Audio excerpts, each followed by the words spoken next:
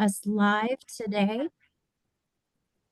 Hello, everyone. Thank you for joining us live today for a webinar and fireside chat with our featured speaker, Mark Patrick from the U.S. Department of Defense.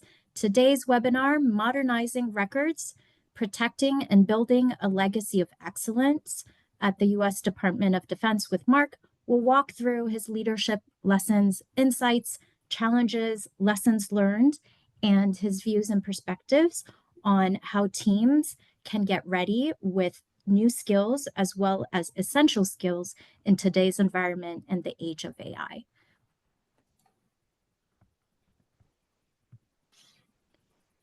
So a couple of housekeeping. Thank you again for joining us live. My name is Kim Tran, Head of Marketing here at Gimmal. If you are new to Gimmal, I'd like to just share a little bit about us. We do have legacy and records management, but since then, from sensitive data discovery to defensible disposition, legacy ECM migrations, we help enterprise and public sector customers simplify governance and elevate insights. Couple of housekeeping items. Yes, we will be recording this webinar today. You can also use the Q&A function feature. Depending on how your Zoom is set up, this could be at the bottom or the top of your screen. The fireside chat with Mark today will go through the DoD records goals and strategy, especially at the CIO perspective and the strategic level. We'll dive into challenges, insights, and lessons learned throughout his illustrious career, emerging trends and essential skills in today's environment, especially with change and AI. And we will then go into the question and live Q&A function of today's webinar. We will then end with some resources and upcoming events, especially because Mark is an AIM fellow, and I know that some of you may be returning from AIM this week. So without further ado, I am super excited today to introduce our featured speaker. Mark, thank you again for making time. Mark has served as the Chief Records Officer for the U.S. Department of Defense since April 2023. And I'll introduce him a little bit, but obviously his career has spanned decades worth of expertise, and I wanted to let him talk about his career in his own words. All right, over to me then. So it's very good to be with you, Kim, and for everybody that's on the webinar. It's my pleasure to talk about the records management program here within the Department of Defense. So as my LinkedIn bio says there, I am a Navy veteran of 20-some years, flew helicopters, and actually in one of the tours of duty towards the end of my time in the Navy, I worked at the Pentagon, and I was the Deputy Chief Information Management Division there, which was where I was kind of initially exposed to information management, records and information management. And then following the completion of my career, I went back and as a civil servant in 2007, took over as chief of that office, where I was for about 16 years. In addition to records program for the Joint Staff and Combatant Commands, I also had FOIA and declassification programs, as well as a good period of time with knowledge management programs.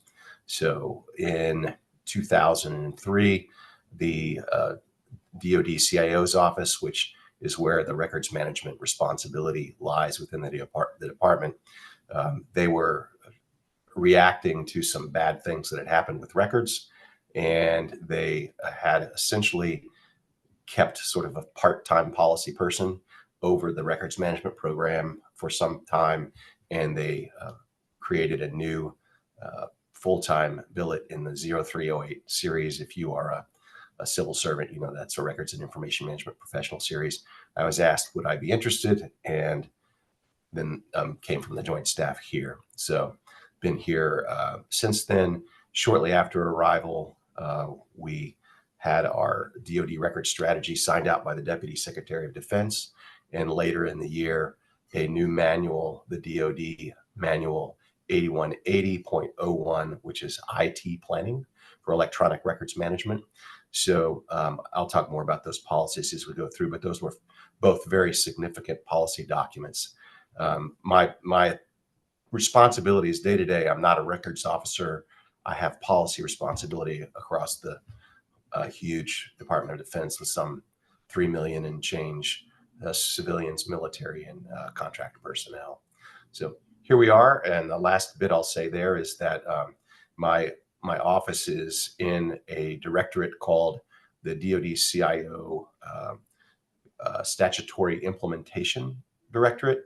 And the director just retired, and I now am wearing that hat as well as DoD Records Officer. I do have a deputy DoD Records Officer, thank goodness, and a small contract support staff here. I am located at the Mark Center in Alexandria, Virginia, just a short shuttle ride from the Pentagon, which I was pleased to move from after some 18 years in those hallowed halls. So I I think that. feel lucky that you're able to share this with us today. So congratulations again. Thank you. Let's get into it. I know that we have an hour, and a couple folks submitted some questions for us, and so thank you all for participating. I see a couple of questions coming through the Q&A. We will not have the live chat function able today, but we can see your Q&A questions, and so please feel free to use that function as mentioned, and we will go through them if time allows. Thank you again, Mark. It was funny when we were chatting through your career ahead of this webinar, and we were sharing a little bit about, first jobs and all of that. And I really appreciate your insights there, because as we were talking, there was a theme that emerged. And I think having your insights from a CIO and strategic level rather than day to day is important. I think there's a lot happening, obviously, change, all of that, and getting your insights up, I guess, like a few, 1,000 feet high is important, and see how you approach it from a decision making and a strategic leadership level. And so if we can kick off a little bit, what are the DoD records goals and strategy? And maybe talk through, how do you approach that at your level, and how do you distribute that across the DoD, which has immense scale and complexity. Right. So thank you for the opportunity to talk about the strategy a little bit more. So this strategy, which was signed out by the Deputy Secretary of Defense, essentially has three primary goals that are there on the slide: curation, automation, and governance. And on the other side of the slide, what you're seeing is the sort of nominal or 5-year implementation plan, in which we're sort of in the tail end of year 2 on those goals there. And I can talk some about that, but that strategy is really what drives our approach to getting resources and what we prioritize and things like that. And so although the goals there, as they're depicted in the 5-year approach, they're not an exact science. I would say that, for example, in year 3, there's a provide enterprise digitization services goal under govern, which we discovered not long after we started the journey, that the Defense Logistics Agency sort of already had a mandate to provide this service, but it was not well socialized. So we hooked up with them, and then got to understand their contract vehicles, came and presented to our group, our community. And that was like, oh, okay, we got that one done in year 1. So I allude to the community. So my designation letter is signed by the CIO. So in the Department of Defense, the CIO is a political appointee, and that was the Honorable John Sherman, who was the last CIO. And he basically charged me with certain elements that are actually under his requirements and so the program then has a senior agency official for records management, like most government folks have. Although, because we're a large organization, we have multiple senior agency officials, and our senior agency official that I support is kind of over them all.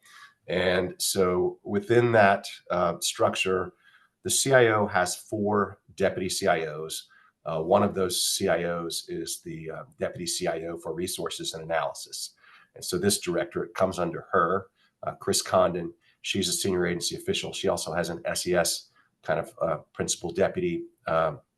And So I report functionally to her.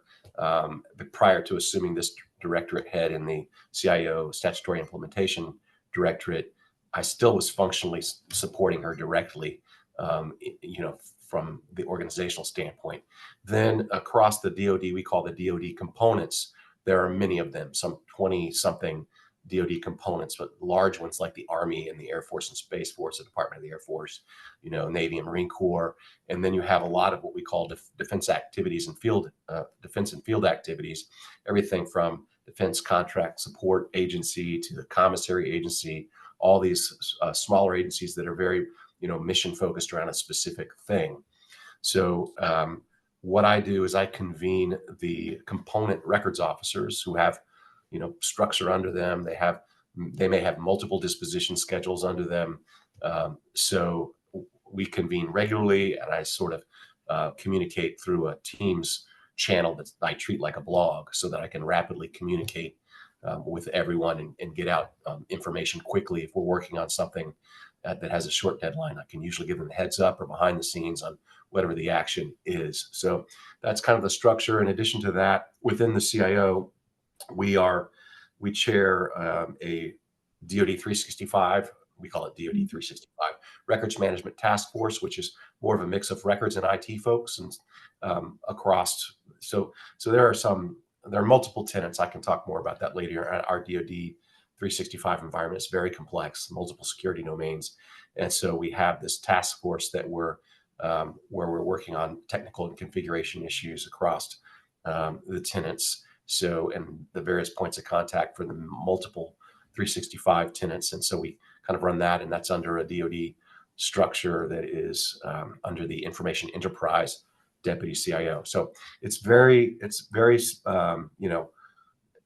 dependent. We work with the Defense Information Systems Agency. The director of that organization reports to the DoD CIO. It's a 3-star general, but there are other IT support agencies. It's just DISA, the Defense Information Systems Agency, is a very large one. And in the tenant that we are in as the CIO, there are 88 organizations and multiple disposition schedules, and that's just one of 15 tenants. So it gives you an idea of the size of the organization and why you have policy up here, but then there are subordinate policies and disposition schedules that go, globally across all the various defense organizations. And it's kind of tough to know what's going on at any one point in an organization like that. So you have to have that tiered Yeah. structure. Yeah, So thank you. yeah. Thank you for the overview. I mean, short stories, that it's very complex. And I kind of had to chuckle a little bit when you said multiple retention schedules, because I think that's an understatement and continues to be a challenge, clearly. But actually, that would be a good segue. I know that, it's great to roll out goals and a big vision and strategy, but as we all know as leaders, the reality of implementation, challenges, insights, lessons learned, that adds, multiple layers, rabbit hole of complexity. And so how do you balance all of this change, all of this complexity, and try to standardize and simplify? Mhm. Well, to some degree in the policy world, you are describing an end state that you expect to be achieved that's based in statute and linked with other policies, data policies, IT policies, and so those policies all have to be kind of coordinated. But the organizations have to implement those policies.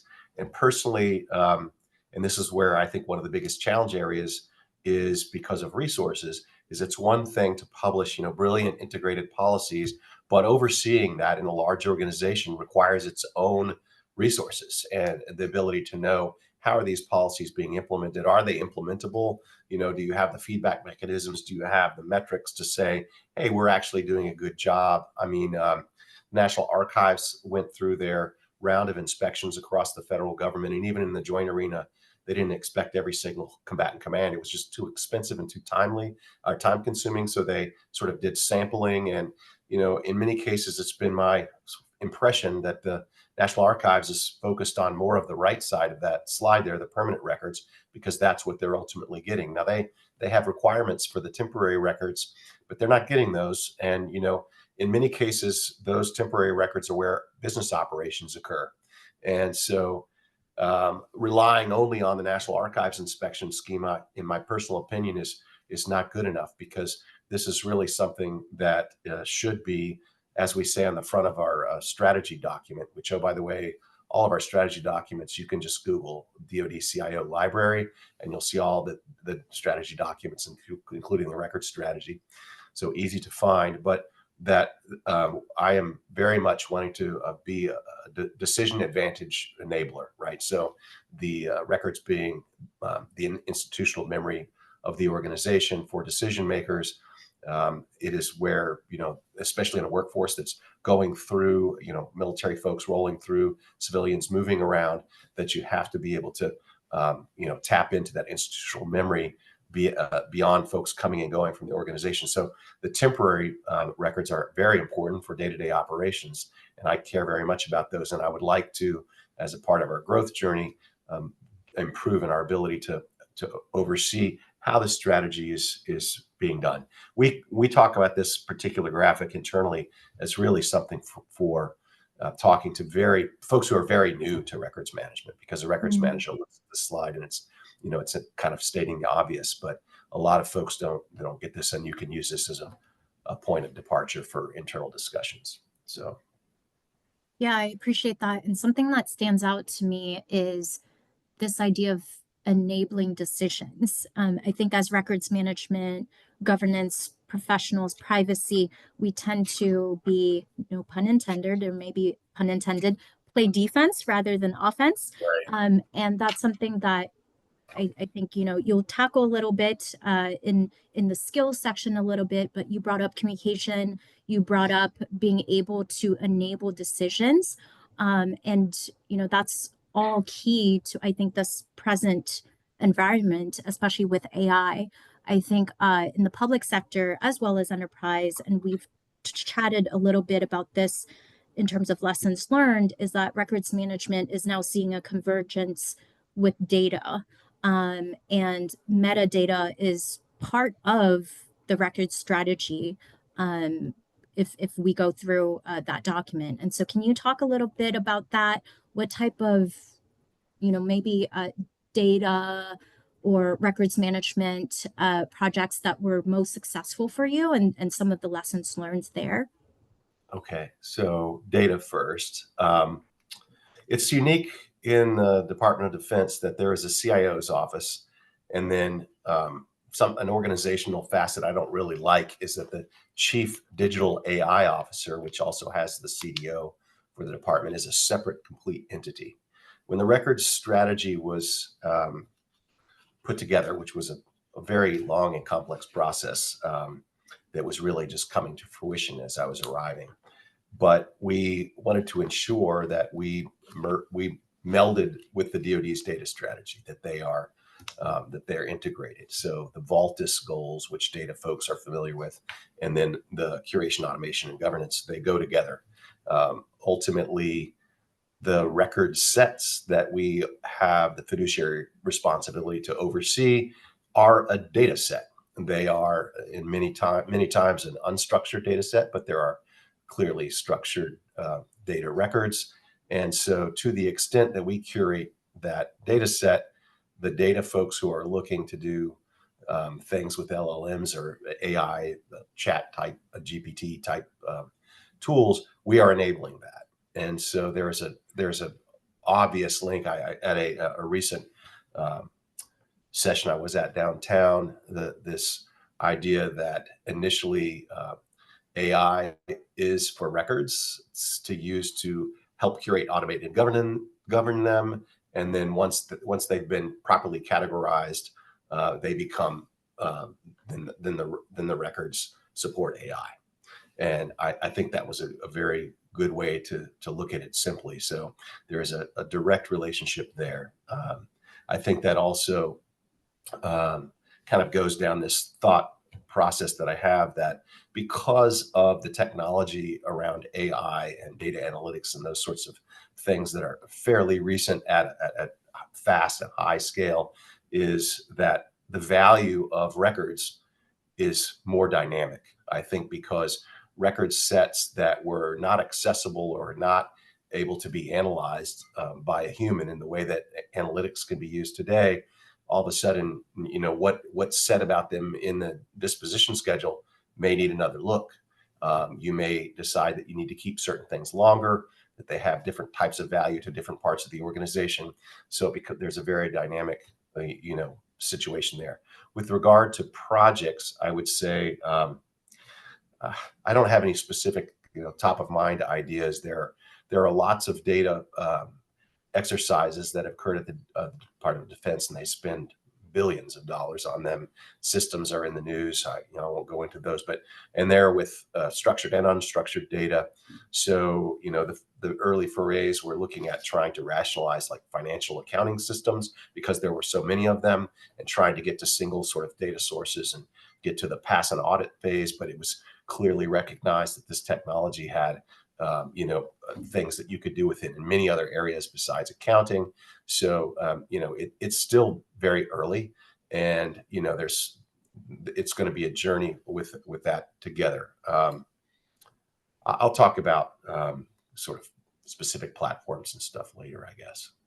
Yeah, yeah. And in terms of, I mean, you've talked about the challenges and, obviously the complexity. I think too, something that you've brought up in times of change is not everybody gets on board with change at the same pace, especially for such a large, I mean, again, understating it, but such a massive organization. And I think, you were a US Navy officer, helicopter pilot. I'm sure that being a leader and just also being a records manager, you're also a change manager, right? Right. And I think this gets to one of my thoughts. And I think that a large part, when I was in AIM, a number of conferences, they would bring speakers that were marketers, and those folks opened my eyes to internal marketing, that that's what you're doing in many cases with the records discipline, because saying that this supports decision advantage, it rolls off the tongue, it looks good on a slide, but to convince somebody that will commit resources to something may be more difficult. So you have to consider other things. You have to consider who you're talking to, and you have to kind of wrap the records and information discipline in things that make sense to them. And and that changes with the new administration as well. So things like modernization and automation may take on new value to somebody that's looking to, shrink the size of the workforce, because you have so much data and the fewer humans. So you've got to get to automation. So there's hook there. There's, enabling AI, reducing your risk surface if you're talking to a cyber audience, lowering storage costs for your IT service providers, reducing legal risk for your legal folks, and of course, decision advantage that I spoke of, being able to speak to that and show use cases. So one of the things that was a regular occurrence on the Joint Staff was that we socialized our institutional memory and its availability to staff action officers that would come and go every 3 years, that to let them know, like, everything that the Joint Staff has done back to Omar Bradley in the 40s, we have records of that. So whenever you get tasked to write a new information paper or look at a policy issue or a recommendation that you're supposed to be drafting for the chairman of the Joint Chiefs of Staff, for the Secretary of Defense, or the president, somebody's probably done something like that before. Do not reinvent the wheel. Plagiarism is okay in this environment. And ask us the question, give us a query. We're not AI, and this is going back to 2007, but we're going to be able to pull, based upon our system of organization, everything that staff has done on those subjects and serve that up to you, so that you can start where the last person left off on that problem set and not be starting from scratch. And the number of times folks reacted with, I won't say glee, because that's kind of an exaggeration, but people don't generally come across gleeful, but very pleased that they could start from a very good data set to start to do the next iteration of evolution on whatever that particular question was. And so those kind of use cases and being able to talk to them and show them, can make believers out of folks. But that's it. You are addressing skeptical folks many times, and that's okay. I mean, it's not always intuitively obvious, but you need to walk that through and help folks in the room at the time, shift your vocabulary to that individual in a way that sells essentially fundamentally the same thing, records and information management, wrapped in things that make a difference to them. It's possible, but it doesn't just come with, hey, this is a 44 US code compliance, you got to do it. That just doesn't sell in the long run when you're in a resource scarce environment. It traditionally has not competed well for resources, and so you just have to think about that and adjust. Yeah, I love that you bring that up because I think it's very hard, or at least for me, it's hard to conceptualize what these vast amounts of data or records could look like. I was talking to a bunch of folks recently where we helped a customer clean up around 12 terabytes of data. And to put that into perspective, that's basically the entire Library of Congress and its content physically. And so we were on a separate webinar, and someone mentioned that data put into physical sense is really kind of like an episode of Hoarders a little bit. And so when you think about it that way, I feel like then the urgency and the necessity to clean up data and records and dispose of them defensively then obviously becomes more of an imperative and mission critical. And I think this is a good segue for us to talk into emerging and essential trends and skills for success. You mentioned a little bit of that. You mentioned, internal marketing, internal communications. You mentioned that you have kind of a blog that you communicate with everybody. Talk to me about, some of these skills that you're seeing. And I love this visual. And I know you love analogies, and we're plant people here. So So I'll jump on the visual first. To me, this is from the strategy, by the way, and it gets to something that on its face is simple, but doing it clearly, if it was easy, everybody would be doing this. We informally call this the flower. So you talk about plants, but so you have a team of teams that is required to really execute a records management program in an electronic records management program. You have the records management team, central to that, but without healthy relationships with the IT manager, service providers, the data folks, the acquisition folks that need to be there at the very beginning, ensuring that records management is planned for at the very early stages of acquisition of any system, and then the functional experts who are probably going to have the best understanding of the value of the data over time within the organization, which I basically contend is expressed in a disposition schedule. That's what that is. It's an expression of the value to the organization over time of that information.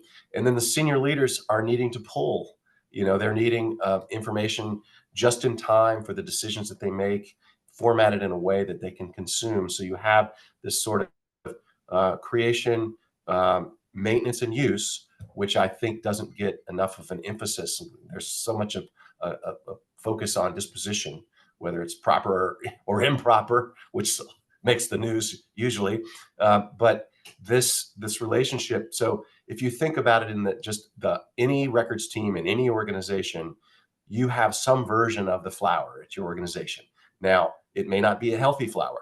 Even at the policy level, we have a version of the flower. And if it's a very simple, exercise, if you're starting from where shall we start, is to sit down and go around your flower and see, do you have good, healthy exchanges? Do you see eye to eye? Do you have a common understanding of what the requirements are amongst all these folks? Because if you don't, you will not succeed. That's the way I think about this. And so you can almost, if you're talking to a component records officer and they're expressing challenges, I can almost pull this model up in my head and start to ask questions, and you'll find there's a weak spot. It's easy to, so it's a fairly useful analogy there. With regard to skills and trends, also in the strategy, and I don't believe you pulled this graphic, there's this sort of current versus future state of the records management professional or the records and information management professional, and where we believe the evolution of the skill sets needs to go is that we want to take day-to-day records management off the backs of your regular knowledge workers that have sort of a day job. They're focused on a particular area, and records management is an ancillary activity that there's overhead for them. We want to take that ideally completely away from them. And we call that, and it's a term that MITRE coined, or it's where I heard it first, zero-click records management. And that does not mean that there aren't a cadre of folks, likely on the records management or IT team, that are clicking their little hearts out behind the scenes to configure the information environments such that that zero-click can exist for most folks. And so we want to shrink the number of folks down that are doing records and information management type tasks to a small cadre of professionals that span kind of the understanding of traditional records management, National Archives processes and procedures, with the IT required to implement that in systems, which is very well sort of discussed in our DoD 8180 IT planning for electronic records management, another policy document that really gets into looking at your entire system of systems, not specifically a built for purpose records management application, which was kind of the approach of the old DoD 5015.02 standard, which has been displaced. But we can talk more about that later, because there's still value in that testing approach, but that was focused on software. This is focused more wholly on your entire system of systems and ensuring with checklists and some things that you have a compliance framework that is looking at records in all of your systems. Yeah, I appreciate that. I think talking about skills too, and we had talked about the skill of almost like learning how to learn again, in terms of keeping up in today's environment and AI. I know that we talk a lot about upskilling, and learning how to learn. I think as adults, we kind of forget a little bit about that. There's this term that I've learned called FOBO, fear of becoming obsolete. And I think that for me, there's a certain fear of looking stupid or silly or not being smart enough or anything like that. And something that you mentioned when we were prepping for this webinar was being able to ask questions and or find out, right? Yeah, so I have this like term, I call it the Tower of Babel, or the digital Tower of Babel, which is described in that you're around the table. Imagine that the table is the center of that flower, and you're sitting around with folks from each one of those petals. They clearly are going to have their own culture and vocabulary that, Mhm. had you not been exposed to it, it will be unfamiliar to you.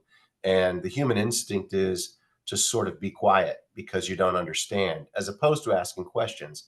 And you just have to realize that your comfort zone is not going to get you where you need to go.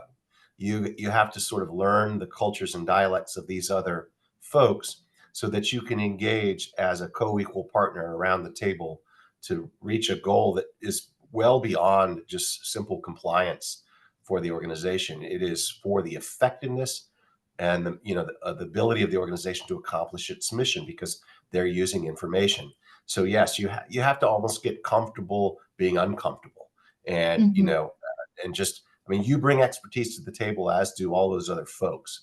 So knowing how you connect and being able to talk to that and learn about it, you have to start somewhere. And if you didn't grow up with familiarity in those other areas, you have to start, if you want to be at the table, you have to sit there and learn what drives, a data person, what drives, what do the IT folks care about? And, of course, there are multiple flavors of those folks, right? There might be folks focused on cybersecurity or telephony or whatever the IT folks are doing, and they have subspecialties. And then you have maybe folks who are more acquisition focused within the so you just it is a complex environment, but you have to stretch yourself. And I mean, I think it's been sort of one of my leadership principles through the years that you never stop being a student. You never Mhm. stop, and if you do, you will plateau. And the only way you could do that is if you have other folks on your team who are going to fill those gaps where you're not growing, and you're okay to, allow them in. I mean, at some point, you're not going to do everything. You're going to be collaborating with folks. Smaller organizations, you might have to wear more hats.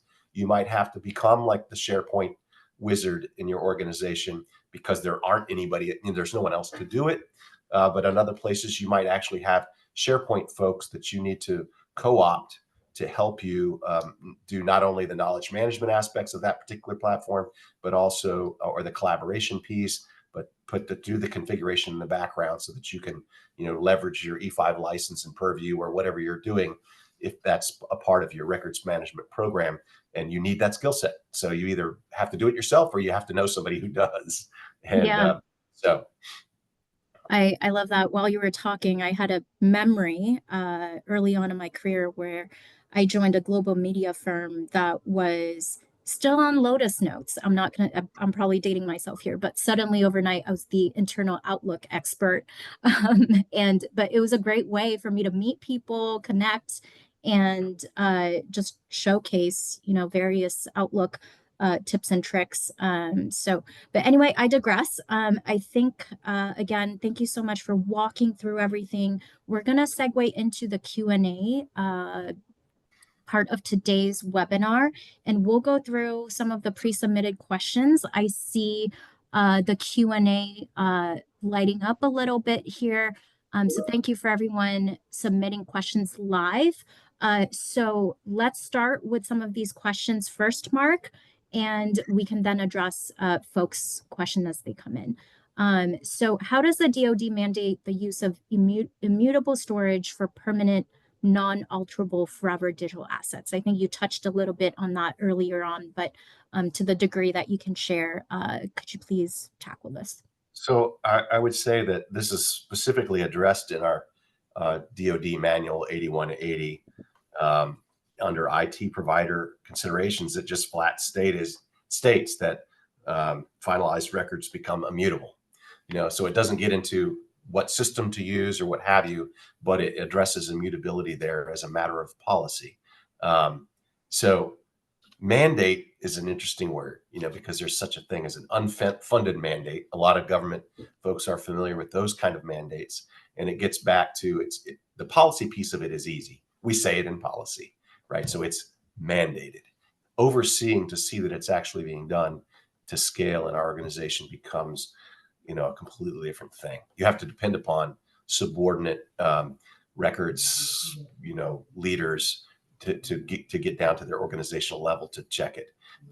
The framework that's in that manual starts to give you a place to start, and how to evaluate, because you have, of course, many different storage containers in any given organization. You may have a fit for purpose, built records management application. You may have personnel systems that also have the capacity to do records management at an IT level, but they need to be evaluated and tested. So you're going to essentially go through all of your systems and say, what are the records here? How are they managed, et cetera. But so it's in policy. Checking to see whether it's done or not is where it gets. I don't think that's a challenge specific to records management or even information management. I think as a marketer, we also address those challenges as well. Thank you for that. So next question, what's the best approach to assess pockets of historic legacy file collections which have little reference data, content possibly acquired in M&A, or belong to terminated divisions, departments, to evaluate their retention to consider for digitization projects? This is kind of a complicated question, so I'm going to just chew on it a little bit. First off, you're looking for allies. I mean, history offices, if you have them, a lot of military units have history offices, are allies. They have a reason why they might want to preserve, some legacy file collections that aren't in heavy use by the organization. So that's clearly one. In doing this, you're going to need to be collaborating with folks who care, whether it's a history office, a data office, some subject matter expert, that has decided that there is value to that collection. So, you're not going to have the resources in most cases to just do whatever you want across the board.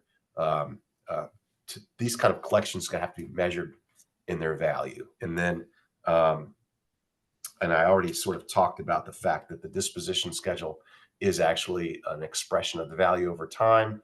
What you may be talking about here is that this particular collection has a value that somebody feels in the organization, but it's not expressed that way in the disposition schedule. There needs to be an engagement there because, for example, you're going to dispose of something and some entity in the organization says, oh, please don't do that. And then you have to have a conversation about that. It's not the disposition schedule says so. I mean, like, talk about the value. Does the disposition schedule need to be updated? Do we need to do something? Resources clearly, as I said, are already an issue. So you have to sort of do an ROI on the resources associated with, the assessment and retention of, so let's say you have a large physical record set and you would prefer that it was digitized so that you could, access it with AI and do things with that data in a digital format. But you have to be able to pay for that, so the value of it as a digital asset has to, equalize, or it has to balance with what it will cost to get that data curated to the point where you can now do things with it with algorithms and whatnot. And then if you're going to digitize it, what is the digitization standard? Are you going to go with the FADGI scanning standard? What is the standard of digitization? Are there ways that you can manage costs on a digitization product? That this technology is changing. So the cost to digitize a large physical record set years ago may have been just out of the question, and it may actually be something that's affordable today. So you have this combination of collaboration. What are the resources? What is the value to the organization of this information that you're talking about? And, is it in sync with the retention schedule? Does it need another look? Because new value has been found in a record set because of new technology, a host of things. So there's a lot of it depends in that question, but it would really depend on what is the project, what is the scale, what's the reason? Is it important to a stakeholder in the organization and they're willing to commit resources to help you? You really have to sort of, I think of it like as a project management sort of thing, where you have to sit down and hash all of those things out, get the stakeholders to the table, and then see where you go from there. Yeah, I can appreciate that. And in so many cases, value is often, personal opinion or subjective. And so I think in most organizations, when you try to look for a tiebreaker, it's often the general counsel or legal or something like that. And so I feel like that's always a back and forth between retention and disposition. All right. So the next question here, I'm always looking for ways to streamline our database and naming conventions. Could you share some examples? So I was curious when I saw this question as to who probably asked it. This is definitely not my historical area of expertise, and Mhm. in the days where records management applications were referred to as enterprise content management tools, and I was around a lot of very smart folks at AIM. And, I found out that an enterprise content management system is actually a relational database. It is, in fact, a database, and you're imparting structure and unstructured data, all those sorts of things, because I was allowing myself to grow and learn. But so I looked at this and I went and asked my in-house chat GPT this, and it came up with all kinds of good advice about this, referring to consistency and all sorts of things. And I don't consider myself an expert in it, and I'm not going to read from you what Nipper GPT told me about this, but there's a lot of good information out there, and I would say go look for that. And another thing is, when you're considering where I would like to go with the data piece, is that you're optimizing your database to be read by a machine, not by a human. And we'll come to Yes. this conversation in the bucketizing question. But so it depends on, how are you using this? Because first off, I don't want to waste time optimizing for a human, but I do want to optimize for something that will be done in an automated way. And there are things that that you can find from data professionals that will help with that too, so that your database is more machine readable, it's more interoperable, that sort of thing. There are National Archives requirements that go back to the 2015-04 bulletin on metadata requirements. And there's new guidance that just came out on classified metadata. So there's plenty of information out there, and I'm not, I'm not going to get out Yeah. ahead of my skis on this one. No, I appreciate that. And I think a good reminder is to be as clear as possible, as you said, to optimize for machine reading, because as humans, we have the I guess the luck of understanding context and all of that. And the machine, aka AI, is now adapting to what we're putting in, garbage out. And so I think that's one takeaway, is to be as clear as possible and standardize as much as possible across databases and teams. And so next question, what kinds of records management software does the DoD use? Well, I think when we were batting this around in the prep, it's like all of them. It's actually probably not all of them, but maybe even more than the commercially available, because there's also homegrown versions in various parts of the Department of Defense. So there's obviously a broad 365 use. Some folks are trying to do everything in 365 with an E5 license, and so I know of Fife, Alfresco, Content Manager under Open Text, like all the major records management applications, and then multiple kind of probably homegrown, built by IT folks systems are used throughout the department. And they all have pros and cons. You can look at what Gartner says about them. It depends upon the size and complexity of your organization. And when I say complexity, I almost mean processes, the number of information processes that you have. You may be able to do something with less at an organization that's focused around a few basic processes, and others you can't. You need built for purpose records management applications. You need them to be connected to everything. So many different types of software, and the approach in the DoD M 8180.01 is not focused on a particular records management application. So folks who are not familiar with the old standard, the Joint Interoperability Test Command that is under the Defense Information Systems Agency, work with vendors to certify software in very at an IT specific level, and those certifications are of value for that records management application. But just because you purchase a certified piece of software and you bring it into your organization does not mean you will use that application in a way that leverages the functionality that's built into it. And that was kind of one of the problems with that certification process, as it was with the 5015. And so although there's value in that testing for the technical capabilities of a platform, we sort of expanded and changed the whole way of doing it, because we wanted to focus on all of the systems in an organization, not just certifying a particular piece of records management software.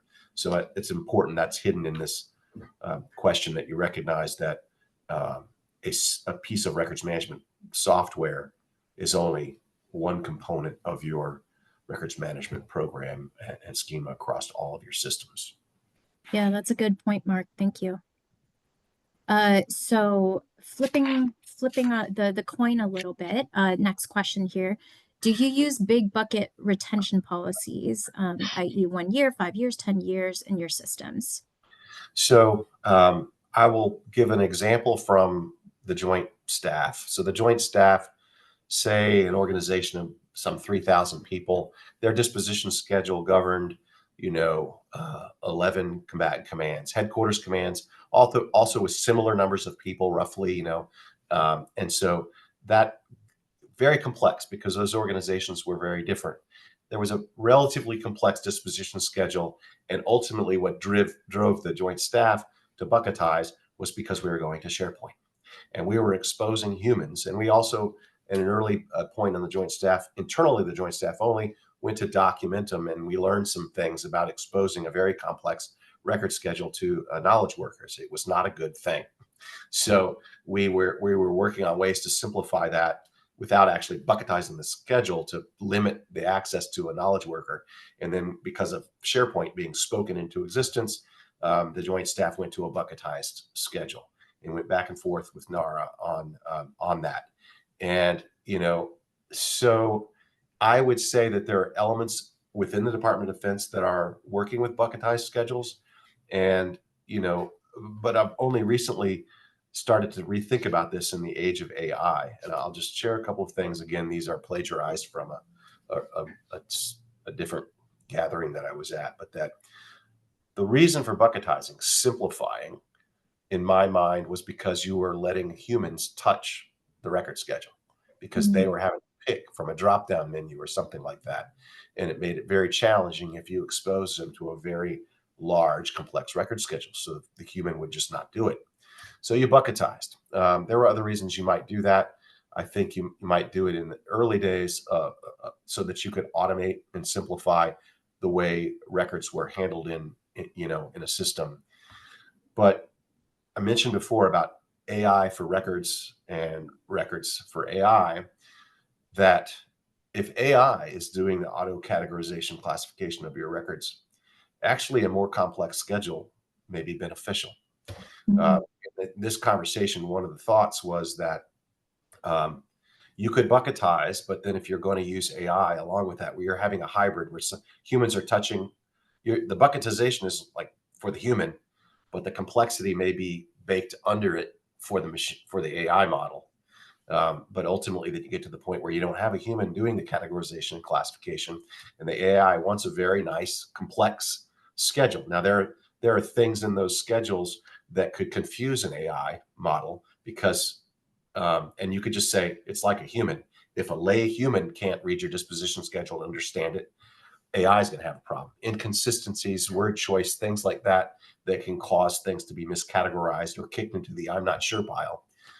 So I have kind of like a changing thought about big buckets, why they were originally sort of devised, and that's kind of a complex response, but it's recently changing for me. But we did them in places, but from my observation, it was principally to simplify where humans were going to have to touch. And if you can get away from that, then those more complex schedules actually might help your AI models do a better job of categorizing and classifying your information more accurately. Thank you. Yeah, I think it goes back to the theme of just communicating and collaborating outside of records management to standardize as much as possible, but also naming conventions, all of these building blocks, right? And getting those basics in place. I think there's a hype around AI as the shiny new object or even the technology. And we always counsel, customers and prospects, if your processes and systems and people are not in place or don't agree, a technology is not going to fix your problem. Okay, so this is the last pre-submitted question here, and I think there's been a lot of change, and I think, given the sentiments with the upheaval of departments under the current administration, what is the outlook for the DoD's records program?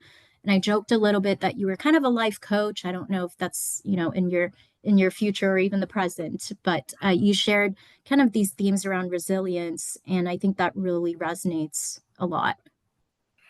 Well, the life coach skills derive from having 3 adult children so, who are all off the payroll and doing well. So anyway, that's my bona fides as far as life coaching. But I would say, and I'm happy to address this question because it is a challenging time for government workers and also in the records management, records and information management world. I would say, as I've said recently, that change happens, records abide. Records management is not going away. There may be ebbs and flows of the resources expended on it. You can even watch the changes in the current cycle and coming to grips with the fact that there is this thing, a public record, for a government in a democracy, that these things are that they're gonna have to be taken care of. You can do it poorly, and it will be detrimental to the efficiency of organizations over time if you're not properly maintaining the institutional memory that has been developed by years and many people.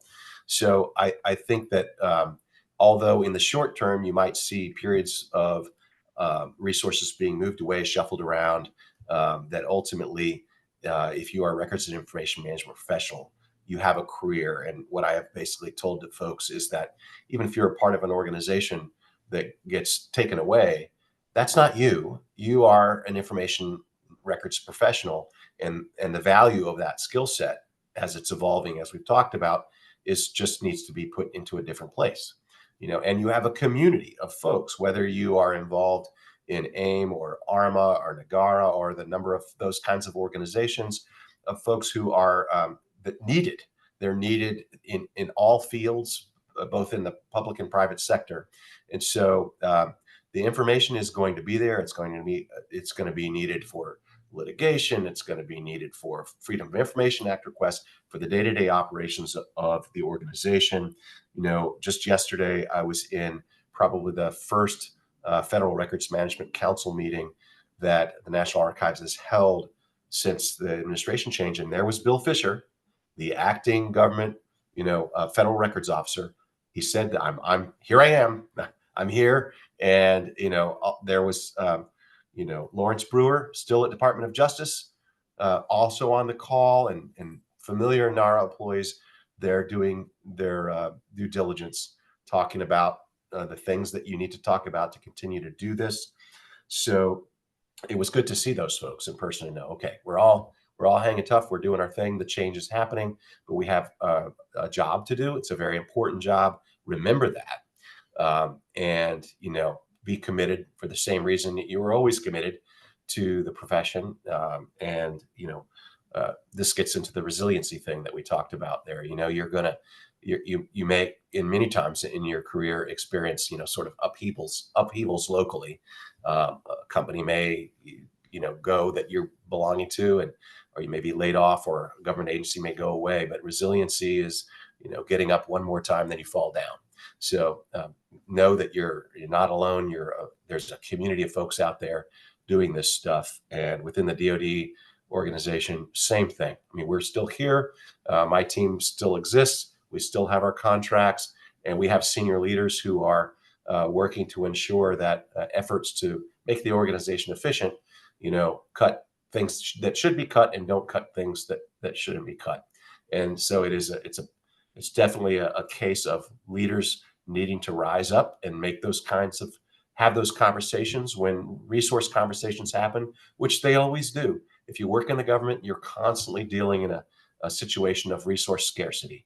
It might not seem like it. DoD clearly has an enormous budget, but in the field of records and information management, where do you think dollars are going to go relative to that, or the F-35 program, or some new popular thing that you hear about on the news? Well, resources go to those programs, right? So we are going to be strong. We will clearly experience some changes, leadership. So budgets will ebb and flow, but at some point, pendulum swing, and they swing back. And records is always going to be central to the operation of an information-based organization. And ultimately, if you break it, you're going to have to fix it and start doing it all over again, because you can't run an organization that's based on information and decision making without managing your information. It just will not succeed in the long run. Mark, I really appreciate that. The hour flew by. We do have some questions coming in. And so going off script a little bit, I don't know, if maybe we can answer one question, or we can maybe take it offline with folks. How are you doing? So I'm looking at a few questions here that I see. So in the queue here from Alicia, if you're in an organization that discontinued a report, where can you look for older records? So this is kind of getting into the nitty gritty, and I can only sort of speak to, for example, the way that we handled our policy documents at the Joint Staff. You would keep the current policy document was out there, but of course the organization that was responsible for maintaining those policy documents kept a library of all the historical versions of that policy document. And it was not uncommon for folks that were charged with updating the policy to want to look at past iterations of that policy, because organizations change and they go back to the way they used to be. And, so those previous versions of policy become of interest. And so I would, that should be sort of systematized in any organization that has that sort of thing, that they have a way to keep those older records. And we had, in that example, we had them. I'm not going to say that every organization has that, but I would encourage, organizations that find that that is a common thing, that they need to assemble the group of stakeholders that for which that problem is meaningful, and look for a way forward to ensure that they can get to that. I know that Yeah, the I time. really appreciate that and you taking a few extra minutes. It's always great when the conversation flows well. So we'll follow up with folks. I know that folks have submitted questions live, and apologies that we weren't able to answer them in real time, but we will follow up. We'll also follow up with a couple of resources directly from the DoD. So thank you again, Mark, for sharing this. These are public documents, and we can share that out after the webinar today.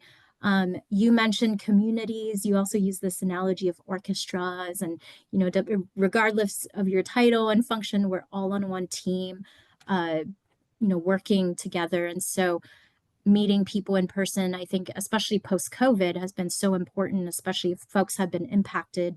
It's always great to meet and do the virtual or in-person coffees. And so upcoming events that Gimmal will be at, ARMA Dallas next week, AXIS, which is the Association of County and City Information Systems in Washington, ARMA Houston, where Gimmal is headquartered. We will be there presenting on a session around 8 weeks to delete, or call me after the breach, being a little cheeky here. And then myself and a couple of other leaders, we will be at InfoNext in Savannah, Georgia. My session will be talking about how records managers can be information chaos pilots. And so sussing through bad data to do decisions, and make decisions and enable good decisions, and then let it go, moving your records retention from detention to defensible disposition. Mark, thank you again so much for your time. It's just so funny because I think our conversations really started on LinkedIn. And so it's been really great to be able to host you. Any last words before we break? If anybody has any questions on those policy documents, you can reach out to me via LinkedIn message. I might not get back to you immediately, but I'm happy to talk about those. We've talked to a lot of folks about these documents. We had government in Canada say, "Hey, can we talk to you about your record charge?" We were sure. So we are happy to talk about how you go about doing it. And we don't have all the answers, but I have an incredible team, small but mighty, and we really believe in why we do what we do in the Department of Defense. So it's been my pleasure to be with you. Thank you, Mark. And for everybody else, thank you again so much for joining us live. We are at Gimmal.com. If you're interested in more webinars such as today's, Gimmal.com/events, you can find in-person as well as virtual conferences. And as Mark mentioned, please feel free to reach out to him on LinkedIn. And thank you again for joining us live. We will follow up with the resources and the recording as mentioned. Thank you, everyone. Goodbye.